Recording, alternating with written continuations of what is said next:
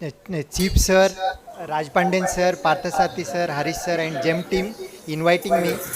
This is my parent institute where I have done, and last 5 years back had been a resident presenting in front of my consultant. Today it's an honor to me to come back and talk on some topic which really surgeon hate to talk. So I want to talk so that make simplify at the end of 15 minutes. My aim is to at least we pursue that MRI should be done and it is readable. That much is biggest thing achievement I personally feel. Decoding of anorectal Enigma MRI Fistulogram. Actually anorectal MRI Fistulogram, if radiologist talks, surgeon is not interested because many things happen. I will let you know. My big disclaimer is I am not radiologist. I don't talk on radiology. I am a colorectal surgeon. I will put MR Fistulogram colorectal perspective. So going ahead, one thing we all has to know that best modality of treatment of evaluation of fistula is per rectal examination. Digital MRI is the best MRI which everyone should know, and that gives maximum information that differentiates from the radiologist to surgeon giving the finding. Why every surgeon or every fistula need MRI Fistulogram? We know that as per the available evidence, it is an accurate surgical planning. MRI can do better than anything else, reduces the recurrence and complication, which is the fear of every surgeon. Standard care in complex fistula, MRI as per the ECO guideline, American guideline, it has been standard care. This is not new thing. Better intraoperative confidence, where I am finding I will not dig out. I will have map and I can think where I am doing what I need to do. Friends, medico-legally now we are going ahead. After the recurrence, patient will come and ask, prior surgeon not done MRI, because of that recurrence has come, we don't have answer. So for any perianal sepsis, let it be fistula, let it be abscess, MRI should be done. Even if we are not able to read, we will be medico-legally safe, and if we are reading, we are seeing and we are implementing, our success rate will improve. So routine MRI report, if we see this, we get fed up because they give MRI report which we are not going to see anything. At the end of seeing report, my decision is I will do what I want to do. This is the problem. Because of that, MRI has been not percolated into surgeon domain. What exactly needed for the surgeon, surgeon don't know, and what to be given, radiologist don't know. Because of that, MRI is stuck between the surgeon and radiologist. It is not going to any code. So what exactly needed? Being a surgeon, I have to tell my radiologist. Being a surgeon, to deal any kind of fistula, what I need is internal opening, because central disease lies at the internal opening. Internal opening, if radiologist give correctly, my 70% of recurrence I can reduce. So next thing is, what is a relation? The problem of surgeon is not the length of fistula or not the multiple opening. It is the height of the external sphincter where the fistula tract is crossing. If radiologist pinpoint, if it is going very high or below or 30% above, 30% below, most of the problems solve, whether I can consider sphincter cutting surgery or I need sphincter preserving surgery.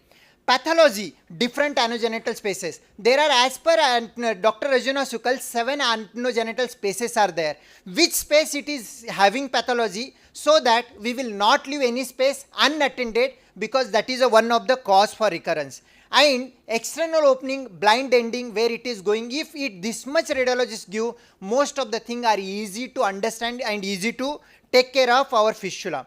So why MRI is not routinely prescribed by surgeon? Because radiologist thinks something, what the radiologist gives Saint Mark classification, it is no practical use, and surgeon doesn't know what I need to ask. If I suppose blunt trauma abdomen came, I will ask radiologist, is there any blood, is there liver injury, is there spleen injury? If you ask MR Fistulogram, you will ask only MR Fistulogram report, you don't ask what is needed, because I am not asking what is needed, radiologist is giving what actually he knows. Because of that weak link, there is problem, it is not universally acceptable. So MR fistula mapping, 2017 Dr. Rajana Sukal has devised very good mapping system. This is nothing but the template to record anogenital sepsis. Anogenital sepsis is a standard word used by Dr. Rajana Sukal.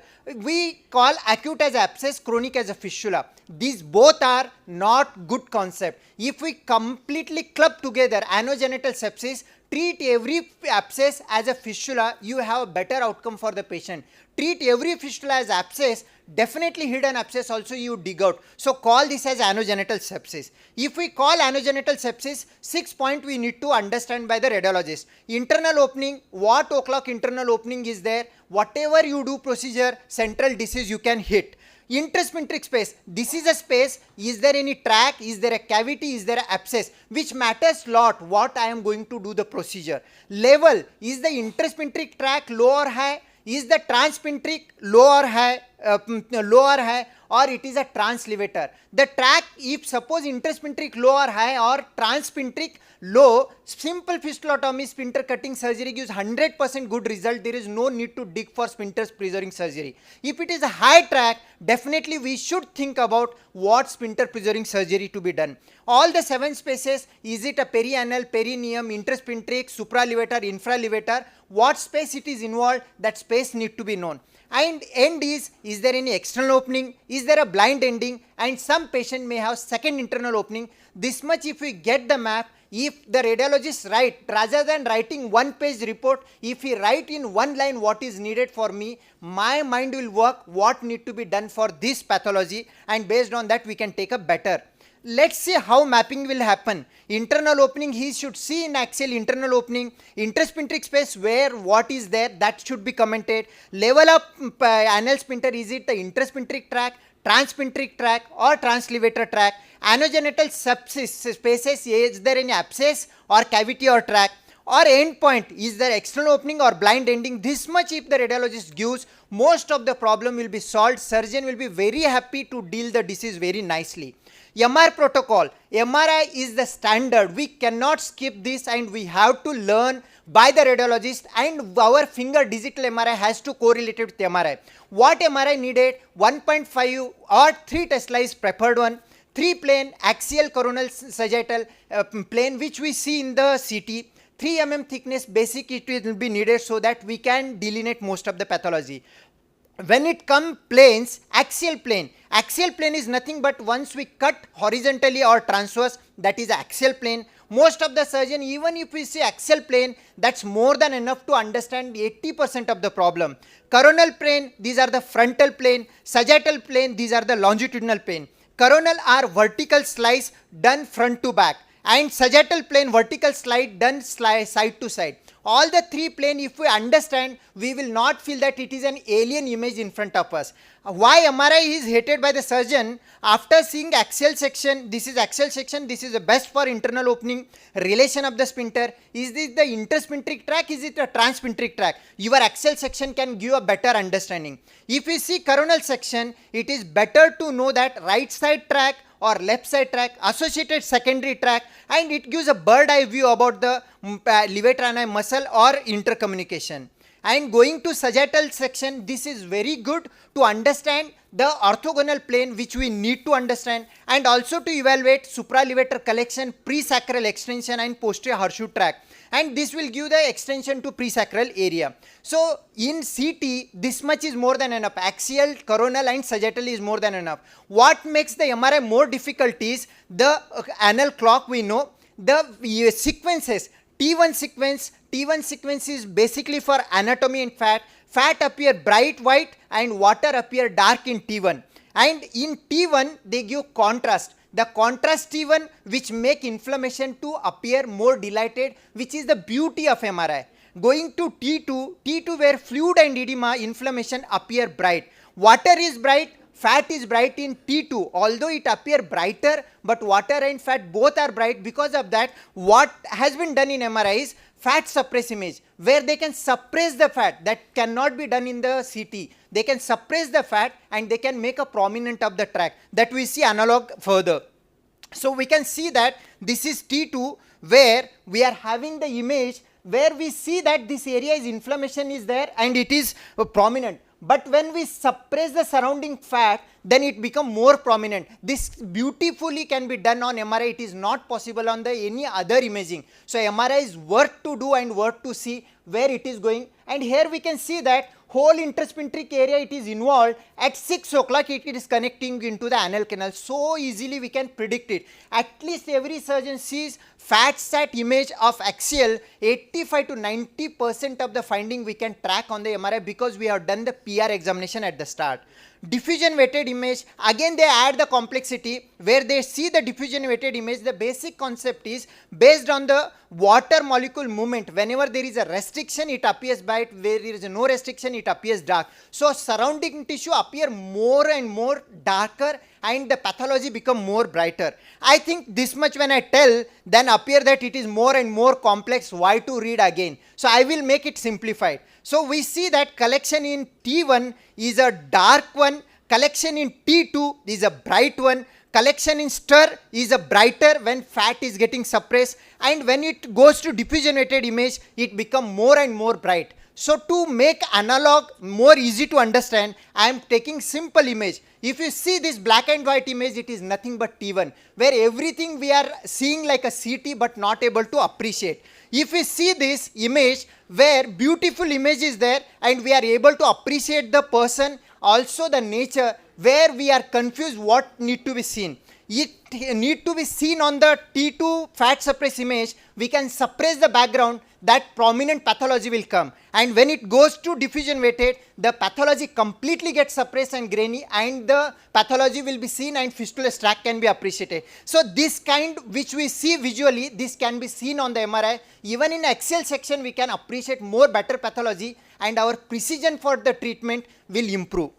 Going ahead, what the radiologist done beautifully is on the console. Here Srikant sir is there, we will agree. On the console, at a time all the 4 section he can see. So appreciation of the finding are more better. Till now radiologists are not able to give what report I need because I am not asking what is needed for me. If we improve that, he will give better response to us. Going ahead, anal canal, how we can see this anal canal coronal section, we can appreciate this anal canal, we can appreciate internal sphincter, external sphincter. External sphincter is red, blue is internal sphincter, levator, intersphincteric space. We can perfectly understand and we can appreciate first and ask the radiologist, my findings are right or not. If we see again and again image, your findings will improve more and more. And one area where you are doing the PR, you are seeing the finding, your operative thing also will improve. One thing, being a surgeon, we have to humbly accept that recurrence are there in the fistula. Only technique will not going to make our recurrence free or success more. Something lies in that. Over the anatomy, the pathology we are not understanding, which MRI make prominent. So again, adding complexity in MRI, when we go upper level levator, only see U-shaped levator. So that is a levator area. In the middle area, we see tube in tube configuration, and down area we see, because external sphincter is longer than internal sphincter, inverted U we see. So some amount we have idea, so that we can appreciate that internal opening, is it middle, is it the very high, is it the low, we can appreciate on the basis of that. Going ahead, anal anatomy, the spaces, lateral spaces are very important in anal anatomy. The lower one, transverse septum and ischianal fossa fascia. Lower one is nothing but perianal space, and middle one is nothing but ischianal space, upper one nothing but infralevator space, and above the levator is nothing but the supralevator space. These are the 4 lateral spaces. Upper space, we have to ask the radiologist, my pathology is limited above the levator, supralevator, handle from the intraanal. My pathology is below the levator, infralevator, go from the lateral because it is a high transsphincteric tract. So going from the fistula, mapping to the pattern. So pattern, how actually Dr. Rajna Sukal given with a thought process that primary anogenital sepsis travels path of least resistance. If it is a primary cryptoglandular pathology, it travel wherever the path of least resistance is less, the pathology will go on that side. The basic concept is, whenever infection start, it crosses the internal sphincter goes on the spasm. Now medially it has been shut because of the spasm. It has to go down, it will become a low intersphincteric. The treatment is very simple, do the fistulotomy, open it, it will heal best. If it goes above, it will become a high intersphincteric. high intersphincteric, we have to ask radiologist, is the pathology is limited medial to the sphincter, external sphincter. Sphincter means not to sphincter, it is external sphincter medial or external sphincter lateral. If it is medial to external sphincter, it is become a high intersphincteric. Even it goes to supraelevator, abdominal, it is a simple to manage because this is limited to medial and I don't have risk of incontinence in this patient. If it is crosses subcutaneous part or in between the subcutaneous and superficial, this become the low transsphincteric. Only problem of pathology is when it cross between the superficial and deeper part, that is a high transsphincteric. This is only problem where incontinence risk is there. Rest all the three, whenever pattern come, it is easy to manage because 80% of the pathology lies there only. Going to natural pattern based on the travel, how it does. If it is go low intersphincteric, if it is go low transsphincteric from the subcutaneous part, if anteriorly there is a deep perineum space, posteriorly there is a deep postanal space. Because of that, high transsphincteric tract goes anteriorly, we call as anterior high transsphincteric, goes posteriorly into deep postanal space, we call as a posterior high transsphincteric. If it goes high into the presacral or supraelevator, we call as a high intersphincteric. These are the only 5 pattern. Almost 97% of the fistula lies in this 5 pattern. Ask your radiologist, are you able to give me a pattern? So your diagnosis is clear, this is a pattern. So it is simple to think about what surgery I can do. Going ahead, this is a low intersphincteric. Abscess fistula, I clearly told, don't differentiate. Both are lies together only. If it is a intersphincteric abscess or intersphincteric fistula, the treatment is simple sphincter cutting surgery is simple. On MRI, we can appreciate this on axial section very nicely and our job become easy. There is no need to hunt new thing, just divide the internal sphincter. As good as we do the fistulotomy, open it, it will heal. It has a best outcome rather than doing any sphincter preserving surgery. Low transsphincteric tract, when it crosses the subcutaneous part or it crosses in between the subcutaneous and superficial part, let it be abscess, let it be fistula, it is the low transsphincteric pattern. Low transsphincteric pattern we see here. The low transsphincteric pattern is there in that patient. This is a patient of low transsphincteric female patient. Going anteriorly, there is abscess cavity and crossing and connecting anal canal at a 12 o'clock. So low transsphincteric, only female or radiation induced or prior incontinence, those patient need sphincter preserving surgery. Rest all the patient, divide the sphincter, patient will have best outcome rather than going for the recurrence. So the anterior female recurrent fistula, IBD fistula post radiation only need a sphincter preserving, rest is sphincter cutting surgery is more than enough. So going ahead, anterior high transsphincteric. The high transsphincteric lies anteriorly, lies between the 11 o'clock to 1 o'clock, goes to deep perineum space. Because of that anterior high transsphincteric, this patient, let it be male or female, we need the sphincter preserving surgery in this patient. So going ahead, posterior high transsphincteric. Posterior high transsphincteric, we should stop telling bilateral also, unilateral also. We should tell that this is the tract which is going the posterior high transsphincteric. My concern being a surgeon is the external sphincter, not having multiple tract or where it is going. Posterior high transsphincteric, let it be unilateral or bilateral, it goes to deep postanal space. In this patient also we need sphincter preserving surgery. Only the anterior high transsphincteric, posterior high transsphincteric, low transsphincteric having special condition need sphincter preserving surgery. These are only 20 to 25% cases. Rest all 75 to 80% are go for simple sphincter cutting surgery which gives the best result for the patient. And last is high intersphincteric type. When it goes in between the sphincter, internal sphincter, even we divide it till the anorectal junction, it doesn't going to cause incontinence. Transient incontinence can be appreciated in early phase because anal transition zone get disturbed. Within 2 weeks, patient comes to a normal. So this patient also sphincter cutting surgery. So going ahead, steps to read MRI, what I follow. Whenever MRI plate come to me, I want to see first axial stir image. Most of the finding will see, at least as a surgeon, what is axial, what is fat suppress image. We start seeing or ask a radiologist and see that image, our 50 to 60% of pathology get fixed. Because we have done PR, we know that 6 o'clock finding is there. Radiologist doesn't know where is the internal opening, but PR has been done, indurated has been felt at 6 o'clock, we know. Going ahead, coronal T2, vertical extent, horseshoe we can appreciate. Sagittal section, is there any supraelevator extension, presacral extension we can appreciate.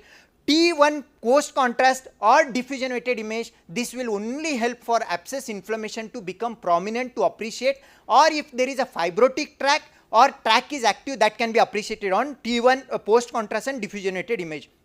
So this much if you get, either you see initial period, sit with your radiologist on console, because sitting with radiologist will open your mind and radiologist understand what surgeon need, and he will also talk in language what I need. So sit together and map out your disease, what I have given a simple one-liner mapping, and ask the radiologist. Initial phase pattern can be confused, but ask the radiologist out of the 5 pattern what it fix. So if this much it comes, you know where is internal opening, you know where it is going, you know what spaces involved, you know what surgery need to be done. So accordingly plan your surgery, sphincter cutting or sphincter preserving. Another one terminology I add, sphincter function preserving. The best procedure is available is fistulectomy or fistulectomy with primary sphincter repair. We cannot call as a sphincter preserving, we can call as a sphincter function preserving. These are the only thing. And sphincter preserving surgery, all whatever we talk, lift, warp, laser, PLAC, everything come in that, and we have to accept that